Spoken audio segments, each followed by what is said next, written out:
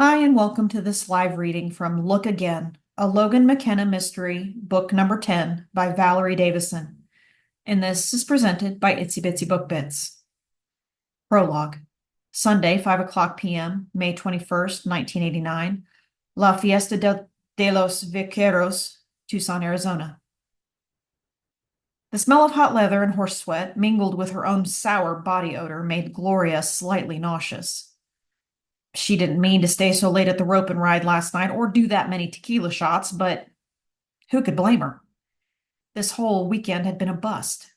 First, her rotten horse spooked during horsemanship and landed her right on her butt in front of everyone. Then she was almost late to the interviews and was so flustered she couldn't think of anything cool to say. She just sat there staring at the judges. Besides, she wore last year's outfit. She couldn't afford a new one like the other girls. She hadn't gotten in one good ride. And now it was over. No more events, no more chances to catch up, and given how the other girls treated her, she sure as hell wasn't going to win Miss Congeniality. Nope, she wouldn't be going home with even one belt buckle, even though she was so much better than all those other girls.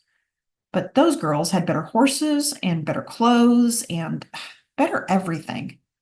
If she had half of what they had, she'd win every single event, every event, every time. Worst of all was little Miss Golden Girl, Cindy Havens. She got her nickname in high school back in Sierra Vista because she was always so goddamned happy.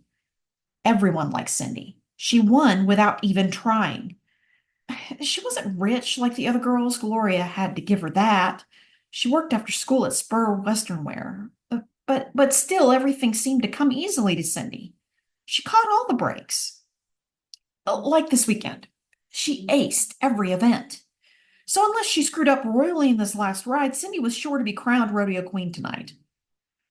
Gloria watched from the back side of the grounds now as Cindy took her gorgeous buckskin stallion Beau, the horse that should have been hers had she been able to afford him, around the arena for her final run. They were beauty in motion, horse and rider as one, enjoying themselves immensely. Cindy leaned forward and let Beau out. The crowd held its collective breath. He was going so fast around the arena that the slightest misstep would mean disaster. But as usual, Cindy pulled it off, pulling up in front of the judges to the cheers and roar of the crowd. Cindy would go home with the queen's saddle and the crown for her new hat. Gloria, on the other hand, would just be going home, broke, tired, and without a single ribbon to show up for all her trouble, let alone the saddle. She slipped out the side exit. No need for her to stand there smiling while they gave the crown to someone else. It was so unfair. She'd called in sick Friday and Saturday to be here. She'd slipped a few extra bucks out of her mom's wallet for gas. She'd done everything she could. It's not like she hadn't tried, but nothing ever worked out for her. Nothing. Ever. On top of everything else, tomorrow morning she had to start packing. This was her last rodeo. Last month, her dad, who had been out of work for over a year, informed the family that they were moving. He'd gotten a job somewhere in Oregon. They were leaving in June as soon as school was out. As she silently stewed, a flash of color caught her attention. A skinny kid, maybe 7 or 8 years old, and all decked out in a Western snap shirt, jeans, and boots, totally engrossed in the pleasure and challenges of eating a huge cone of bright pink cotton candy, walked past her on his way to the front of the arena, probably to rejoin his parents. Backlit by the afternoon sun, he looked like part of a Norman Rockwell painting her mother had on the kitchen wall. For some reason, this irritated the hell out of her. Making sure no one was watching, she nudged a dusty black rock from along the fence with the toe of her boot until she had it in the perfect position. Then, drawing her foot back, she carefully aimed, kicked, and sent it flying. Bullseye. Hit him right between the shoulder blades. Now, why she couldn't do that in her events? If they gave out buckles for kicking rocks at kids, she'd take first place. Startled, the boy dropped his cotton candy. He looked around but couldn't see his assailant. Looking down at his treat lying in the dirt, the boy scrunched up his face and went running for his mother. Gloria allowed herself a small smile. Yep, better get used to it, kid. Life's not fair. Feeling somewhat better, she'd made her way back to her trailer to pack up her horse and gear and get on the road. After last night's bar bill, she was out of money. She'd have to settle for a can of chili for dinner. Her horse didn't know it yet, but he wasn't getting any dinner. Teach him to lose every frickin' event. If she left by 7, she would be home by 8:30. Mom would make her give her horse a good rub down and unpack everything tonight so she would be on time for school tomorrow. Located practically on the border of Mexico, Sierra Vista was 90 miles south of Tucson. Another good reason to leave tonight. If she hung around and left in the morning, Cindy would want to drive down together, looking out for each other on the road in case either one had car trouble. Like she would want to drive her old truck and beat up horse trailer next to Cindy's shiny new rig. Like they were friends. Right. If only she could have taught Cindy a lesson before she left. 3 weeks later, moving day. Most of the boxes were packed, but Gloria asked her mom to leave the television set until last so she could check the weather report.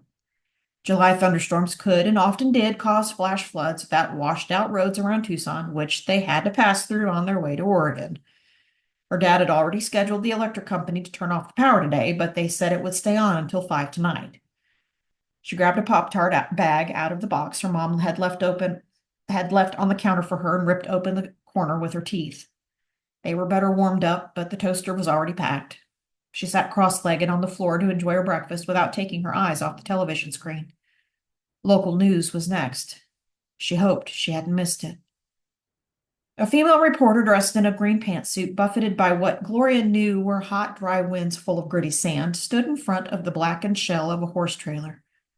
She blinked her eyes and spoke into the mic. Miles of mostly empty, scrubby desert stretched out behind her, edged by a string of low, hazy mountains. Gloria reached over and turned up the volume on the TV. Standing here on the side of Coyote Way, about 18 miles west of Highway 92. Early this morning, acting on an anonymous tip, Highway Patrol located a previously reported stolen vehicle and property belonging to Cindy Havens of Sierra Vista, Arizona. We were able to speak with Miss Havens about an hour ago. She is not available at this time to speak with us on camera, but this is what this reporter has learned so far. Monday morning, 5 days ago, Miss Havens reported the theft of both her horse trailer and her horse. According to her statement, she was to give an equine education workshop to young riders as part of her Tucson Rodeo Queen duties that day. When she went to bed Sunday night, she said her horse was in his stall, the trailer outside, and her truck already packed with what she needed. When she woke in the morning, her truck was still there, but both horse and trailer were gone. The reporter turned to her left and brought a short man in uniform into the frame. The young man's hands rested on his equipment belt, and he looked uncomfortable. I have met with Officer Rogers, who was the first on the scene. Officer Rogers, can you tell me what you discovered when you arrived? The officer cleared his throat and leaned into the mic. Well, the trailer was gone, totaled. Somebody torched it. And Miss Havens' horse. The horse? Officer Rogers looked down at his feet and cleared his throat, then continued. We found the horse staked out about 20 yards from the trailer. That was all the officer was inclined to say. The reporter prompted him. Was the fire... Did it reach the horse? No, the fire did not reach the horse. The officer stared stoically into the camera, standing at parade rest, unwilling to say more. And what condition was the horse in? Where is the horse now? The officer clearly did not want to answer this question, but he did. The horse was left without food. There was a water bucket nearby, but it was empty, probably kicked over when I arrived. The metal parts of the trailer that were left had cooled off, so I knew the horse had been out there at least a couple of days. The young officer looked like he might be sick. Any other news about his condition? You're sure the fire hadn't reached him? No, but his back tendons had been cut. I'm surprised coyotes didn't get him.